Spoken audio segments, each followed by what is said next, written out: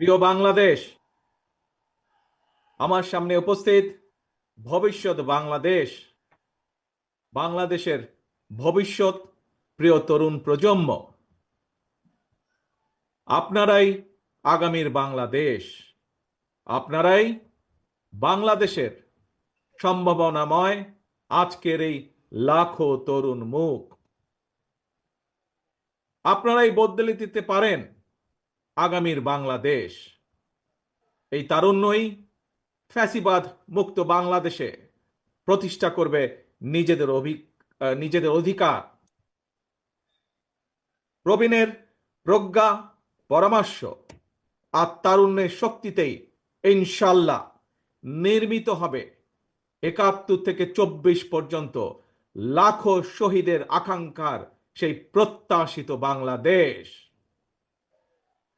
আজকের এই তারুণ্যের সমাবেশের সভাপতি জনাব আব্দুল মোনায়েন মুন্না, উপস্থিত বাংলাদেশ জাতীয়তাবাদী দলের স্থায়ী কমিটির সম্মানিত সদস্যবৃন্দ, বিএনপির কেন্দ্রীয় এবং অঙ্গ সহযোগী সংগঠনের নেতৃবৃন্দ, এই সমাবেশে উপস্থিত বিভিন্ন শ্রেণী পেশা বিশিষ্টজন, বিশিষ্ট ব্যক্তিবর্গ, সমাবেশে অংশগ্রহণকারী লাখো লাখো মানুষ, আপনারা আমার সালাম গ্রহণ করুন। আসসালাম আলাইকুম। প্রিয় ভাই বোনেরা, নারী কিংবা পুরুষ, তরুণ জনগোষ্ঠী দেশের উন্নয়ন এবং অর্থনীতির প্রাণ শক্তি।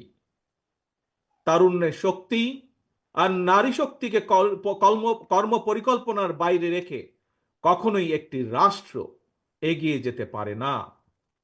এবং তাই তরুণ জনগোষ্ঠীকে প্রাধান্য দিয়ে তরুণ জনগোষ্ঠীর আশা আকাঙ্ক্ষাকে ধারণ করে বিএনপি আগামী দিনের সকল কর্ম পরিকল্পনা গ্রহণ করছে, কাজ করছে, প্রস্তুতি নিচ্ছে।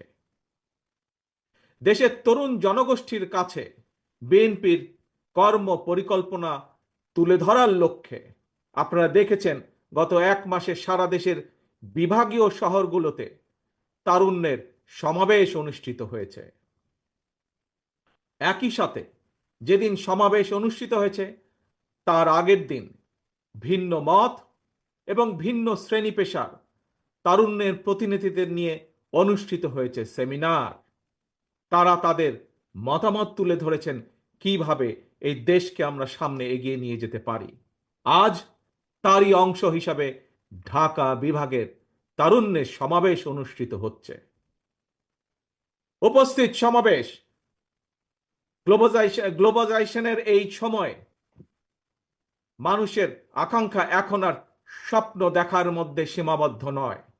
এখন সকলের সামনে সম্ভাবনার সকল দ্বার উন্মুক্ত।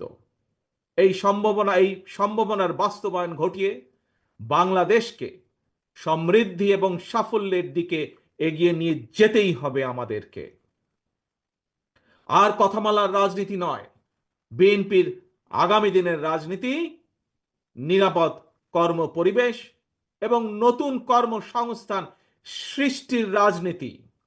আর কথামালার রাজনীতি নয়, এখন বাস্তবায়ন আর দৃষ্টান্ত স্থাপনের রাজনীতি।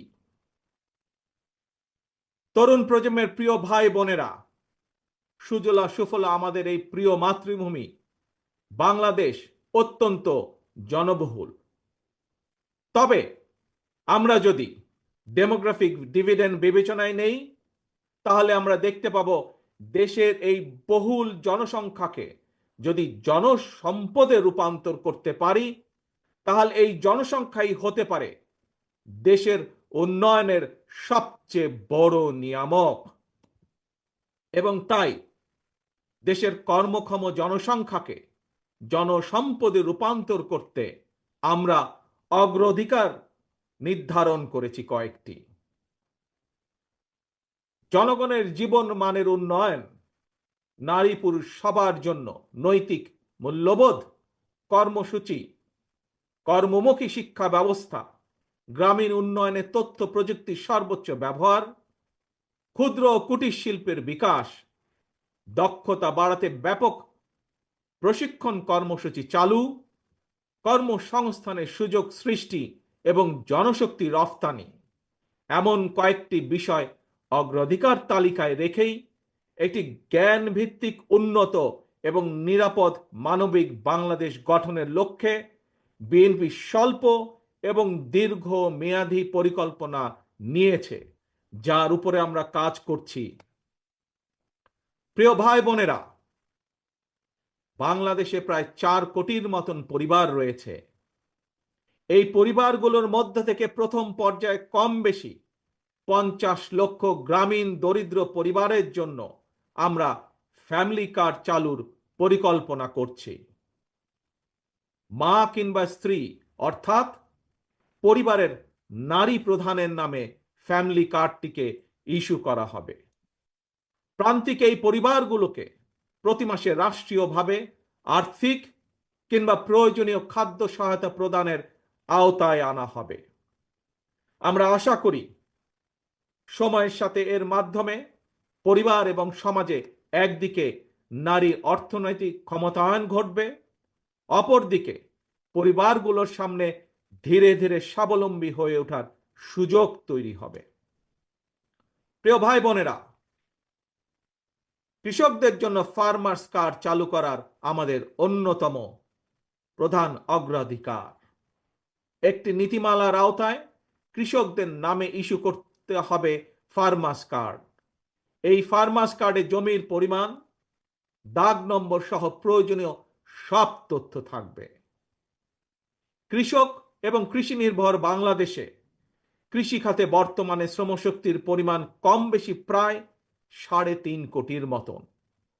এদের মধ্যে যেমন বর্গাদার চাষি কিংবা ভূমিহীন কৃষক রয়েছেন, তেমনি অনেক কৃষকের নামে নির্দিষ্ট পরিমাণ কিছু জমিও রয়েছে। যেসব বর্গা চাষি কিংবা কৃষক তাদের নামে থাকা জমিতে বছরে একাধিক ফসল ফলাতে গিয়ে আর্থিক সংকটে পড়েন, এমন কৃষকদেরকে কমপক্ষে একটি ফলনের সম্পূর্ণ খরচ রাষ্ট্রীয়ভাবে দেওয়ার পরিকল্পনা আমরা করছি। উৎপাদনের জন্য ফার্মার্স কার্ডের মাধ্যমে এভাবেই সরকারি সহায়তা পেলে উৎপাদন যেমন একদিকে বাড়বে, তেমনি কোনো কৃষি জমি অনাবাদি থাকবে না এবং একই সাথে ভূমিহীন কৃষকদের জন্য কর্মসংস্থান সৃষ্টি হবে। প্রিয় সমাবেশ, ব্যক্তি, পরিবার এবং দেশের উন্নয়নের জন্য অবশ্যই বেকারত্ব একটি বড় সমস্যা। জনগণের রায় বিএনপি রাষ্ট্র পরিচালনার দায়িত্ব পেলে সরকার গঠন করার প্রথম দিন থেকেই বিভিন্ন সেক্টর ভিত্তিক কর্মসংস্থান সৃষ্টির পরিকল্পনা বাস্তবায়ন হবে। বিএনপির প্রথম এবং প্রধান অগ্রাধিকার হবে এটি। এই জন্য দেশে বিদেশে কর্মসংস্থান সৃষ্টির খাতগুলোকে চিহ্নিত করার কাজ এরই ভেতরে আমরা হাতে নিয়েছি। প্রিয় ভাই বোনেরা, বর্তমান বিশ্ব তথ্য প্রযুক্তির বিশ্ব।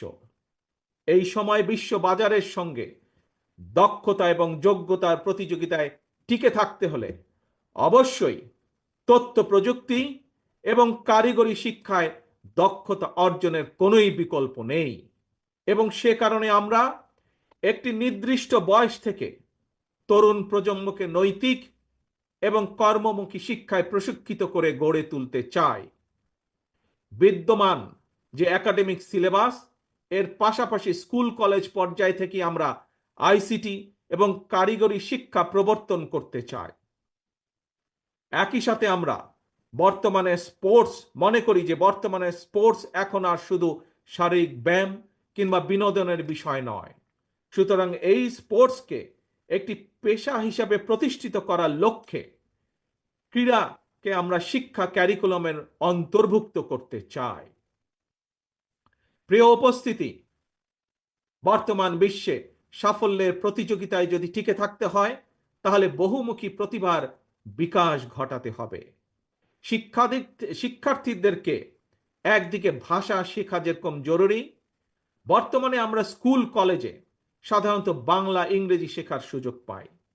তবে এর পাশাপাশি আমরা যদি আরো কিছু ভাষা যেমন আরবি, ম্যান্ডারিন, জার্মান, ফ্রেঞ্চ সহ এ ধরনের বহুল প্রচলিত একটি তৃতীয় ভাষা, এবং যদি সম্ভব হয় তাহলে চতুর্থ ভাষা হিসেবে আরেকটি ভাষা শিখাতে পারি, তাহলে আমি ব্যক্তিগতভাবে বিশ্বাস করি বাংলাদেশের ভবিষ্যৎ সন্তানদের জন্য বিশ্ব বাজার উন্মুক্ত হয়ে পড়বে।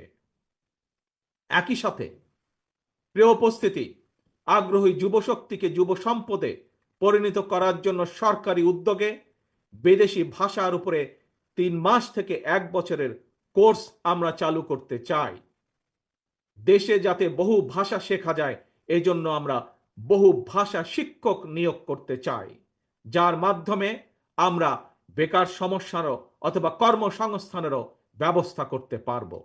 এর বাইরে সরকারি ব্যবস্থাপনায় আমরা plumbing, electrician, mechanics, dental hygienist কিংবা মেডিকেল টেকনিশিয়ানের মতন স্বল্পমেয়াদী ট্রেনিং কোর্সও করেও দক্ষ জনশক্তি গড়ে তোলার পরিকল্পনাগুলো হাতে নিয়েছি, যা এরই মধ্যে আমরা কাজগুলোকে এগিয়ে নিয়ে যাচ্ছি ধীরে ধীরে। তরুণ প্রজন্মের প্রিয় ভাই বোনেরা, আপনারা সবাই বিশ্বব্যাপী অনলাইন কেনাকাটা সম্পর্কে জানেন। অনলাইন ভিত্তিক জায়ান্ট প্রতিষ্ঠান আমাজন, ইবে কিংবা আলিবাবার মতন বিশ্ববিখ্যাত ই কমার্স প্ল্যাটফর্মের জন্য হাজারো পণ্যের চাহিদা রয়েছে। এইসব প্ল্যাটফর্মের সঙ্গে সংশ্লিষ্ট অনেকের সঙ্গে আমি ব্যক্তিগতভাবে কথা বলেছি। বিশ্ববিখ্যাত এই সকল ই কমার্স প্ল্যাটফর্মের চাহিদা অনুযায়ী আমাদের বাংলাদেশে অনেক পণ্য তৈরির সুযোগ রয়েছে। আমাজনের মতন বৈশ্বিক অনলাইন প্ল্যাটফর্মকে সামনে রেখে আমরা আমাদের দেশে ক্ষুদ্র এবং মাঝারি শিল্পের উৎপাদন বাড়ানোর সুযোগ গ্রহণ করতে পারি, সুযোগ আমরা তৈরি করতে পারি।